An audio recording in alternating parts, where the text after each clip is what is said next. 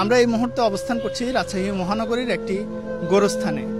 সাধারণত গোরস্থানে কোনো প্রয়োজন ছাড়া কোনো মানুষকে দেখা যায় না, তবে ভিন্ন একজন মানুষকে খুঁজে পেয়েছি যিনি রাতের বেলাতেও এই গোরস্থানে অবস্থান করেন। মানুষ বলে বেদনার রং নীল, শোকের রং কালো। আচ্ছা, তাহলে ভালোবাসার রং কি? নাকি ভালোবাসা কোনো রঙেরই হয় না? আসলেই তো তাই, ভালোবাসা হয় মূলত স্নিগ্ধ সুন্দর অনুভূতির।